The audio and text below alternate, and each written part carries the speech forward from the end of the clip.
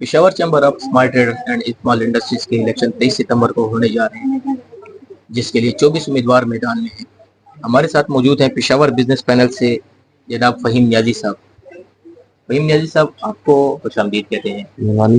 آپ الیکشن لڑ رہے ہیں چیمبر کا، آپ اپنا منشور بتائیں اور یہ بتائیں کہ اگر آپ جیت ممکن ہوئی، آپ جیت گئے تو چھوٹے تاجروں کے لیے آپ کی کیا پالیسی ہوگی؟ پہلے سب سے پہلے تو آپ کا شکریہ کہ آپ آئے اور آپ نے ہمارے منشور کے بارے میں جاننے کی کوشش کی۔ انشاءاللہ جیتیں گے تو ضرور، اور ہمارا مقصد یہی کہ ہم چھوٹے تاجر کو اوپر لے کر آئیں۔ جو حکومت اور عوام کے درمیان میں گیپ ہے، اس گیپ کو ختم کرے۔ چھوٹے تاجر کو بتائیں کہ چیمبر ہے کیا، چیمبر سے آپ کتنے فائدے لے سکتے ہیں۔ جس طرح آپ کے خیال میں یہ بڑا سخا چیمبر ہے، اس میں تو چھوٹے تاجر کی آواز سنی نہیں جاتی، اور ہمارا مقصد صرف یہ کہ چھوٹے تاجر کو اس لیول پر لے کر آنا کہ وہ بھی بزنس کے بارے میں جان سکے، اس کو بزنس کے نئے موقع مل سکے، اس کو پتہ چلے کہ بزنس ہوتا کس طریقے سے۔ طریقہ کار کیا اپنائیں گے؟ کیا طریقہ کار ہوگا اس کا؟ طریقہ کار ہمارا یہی ہوگا سر کہ ہم چھوٹے تاجر کی سب سے زیادہ رجسٹریشن کریں گے، ان کو ٹیکس میں لے کر آئیں گے جو ٹیکس حکومت کہہ رہی ہے۔ ہم یہ بھی میں آپ کو بتا دوں کہ ہم ٹیکس دینا بھی چاہتے ہیں حکومت کو، ہمارا منشور ہے، ہم ٹیکس دیتے ہیں، لیکن سر حکومت اس کا ٹیکس نہیں دینا چاہتے، حکومت ٹیکس نہیں دے رہی۔ اس کے بارے میں ہم لوگ عوام کو آگاہی بھی دیں گے، ان کی ہم پوری ایجوکیشن کریں گے، بھئی یہ ٹیکس دو، ٹیکس حکومت کے لیے، ہمارے فائدے کے لیے، لیکن جو طریقہ ہے اس طریقے سے ٹیکس دو۔ اس کو اس کامرس لیول میں لے کر آئیں گے، اس انڈسٹری میں لے کر آئیں گے، چھوٹے تاجر کے لیے مواقع فراہم کریں گے کہ وہ آگے بڑھیں۔ اچھا، بجلی بلوں میں فکس ٹیکس جو لیا جا رہا ہے اس کے حوالے سے آپ کیا کہیں گے؟ یہ تو بالکل غلط ہے سر۔ 7.5 روپے جو تھا میٹر کا کرایہ تھا، آپ کو معلوم ہو ہر بل کے اندر، اب 1000 روپے فکس کر دیا گیا۔ یہ کس جگہ کا اصول ہے؟ میٹر کی پیمنٹ بھی ہم نے خود کی ہوئی ہے، ہم نے خریدے ہوئے میٹر، ہم کرایہ بھی اس کا دینے، چلے ٹھیک ہو گیا۔ لیکن آپ مجھے سب سے پہلے یہ بات بتائیں کہ یہ بجلی کے بل میں 150 یونٹ کا جو بل ہے، ایکچوئل قیمت اس کی 5000 روپے، 11000 روپے، 6000 روپے ٹیکس دے رہی ہے۔ عوام کہاں سے دے گی؟ عوام کو حکومت اتنا مجبور کر کے رکھ دیا کہ عوام کسی کچھ کرنے تو اس کی صلاحیت ہی باقی نہیں رہی۔ دیکھیں سر، یہ سب سے پہلی بات یہ تو حکومت کے سوچنے کی بات ہے کہ پاکستان کی انڈسٹری جو ہے وہ بالکل گر رہی ہے، ختم ہو رہی ہے۔ حکومت اپنے خرچوں کو کم کرے، حکومت ایسی پالیسیاں بنائے کہ پاکستان میں جو انڈسٹری لیول ہے یہ دوبارہ اپنے پاؤں پہ کھڑی ہو۔ آپ کو پتہ ہوگا کتنی کمپنیز جو باہر کی ہیں وہ پاکستان سے جا چکی ہیں، پاکستان چھوڑ کے جا چکی ہیں، انہوں نے اپنا جو سیٹ اپ ہے، اپنا جو کام ہے وہ ختم کر چکے ہیں۔ یہ لاس کس کا ہے؟ ہمارا لاس ہے نا۔ اس میں کتنے لوگ جو برسائے روزگار تھے وہ سب بے روزگار ہو گئے ہیں۔ کاروبار ایسے نہیں ہے، حکومت اور کارخانے یا کچھ ایسا کام کر نہیں رہی جس سے روزگار ملے۔ تو جو ہمارے ملک میں کاروبار کرتے ہیں، انڈسٹری کھولتے ہیں، اور وہ بھی اس طرح جاتے رہیں گے تو آپ مجھ سے بہتر سمجھتے ہیں کہ آخر ملک کا بنے گا کیا؟ دیوا یہی ہوگا نا۔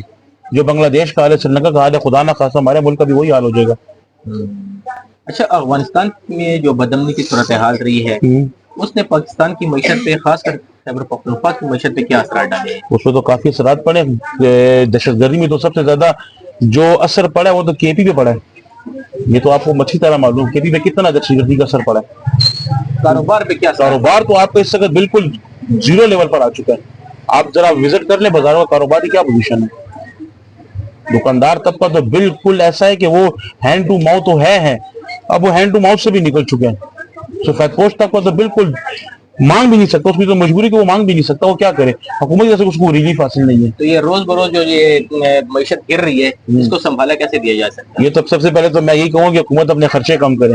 جو یہ وزیر مشیر ہے، جنہوں نے اتنی بڑی بڑی گاڑیاں رکھی ہیں، جن کو ٹی اے ڈی اے ملتا ہے، جن کو پیٹرول فری ہے، سب کچھ فری ہے، اسی ملک سے لیا ہے نا۔ ذرا سی قربانی دے، اسی ملک کی عوام، اسی ملک کے یہ وزیر ہے، قربانی دے، اپنی یہ خرچے ختم کر دیں، تھوڑا سا عوام پہ توجہ دیں، ملک پہ توجہ دیں، پھر جائے دوبارہ شروع کر دیں، لیکن اپنی پیر پہ کھڑا تو کر دینا ملک کو ایک دفعہ۔ افغان تاجر پاکستان سے روٹ کر دیگر متبادل راستے، تجارتی راستے اپنا رہے ہیں، تو اس کا آپ کی نظر میں کیا حال ہے؟ تو بس اب یہ ان کی مجبوری ہے، اب کیا کر سکتے ہیں۔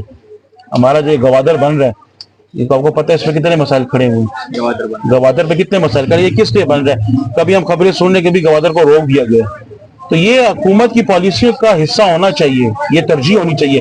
میرے حساب سے پاکستان سب سے پہلے ہر کی ترجیح ہونی چاہیے کہ ہمارے ملک سے نہ تاجر جائے، نہ صنعت کار جائے، نہ انویسٹر جائے۔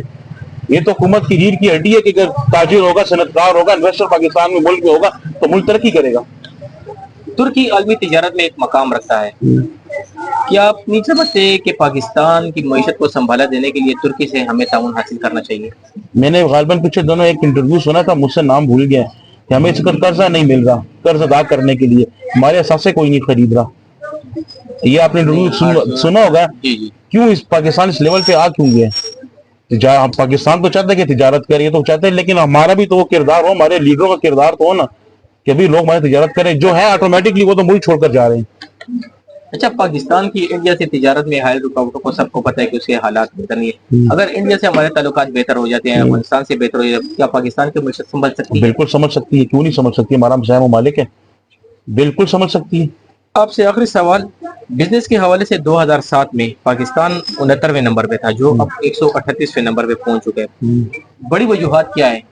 سب سے بڑے ہماری سیاسی استحکام جو ہے سب سے بڑی وجوہات تو یہی ہے جو آپ دیکھتے جا رہے 2007 کے بعد جو حالات ہمارے سیاست کے بن رہے ہیں یہ ہمارے کاروبار میں ہمارے بزنس میں جو باہر ملک ہے ان کو ہم پہ جو ٹرسٹ ہے وہ ختم ہوتا جا رہا ہے آپ میری تو ابھی بھی یہ کہنا ہے کہ آپ کم سے کم کسی بھی حکومت کو چھوڑ تو دینا اب میں کہنا نہیں چاہتا آپ سمجھ گئے میری بات کو کہ جو بھی آئے کم سے کم 10 سال تو ملک میں گزارے نا سیاسی استحکام تو پیدا ہو جائے ناظرین ہمارے ساتھ موجود تھے فہیم نیازی صاحب جو پشاور بزنس پینل کے امیدوار ہیں اپنے میزبان مدثر زیب کو اجازت دیجیے اللہ حافظ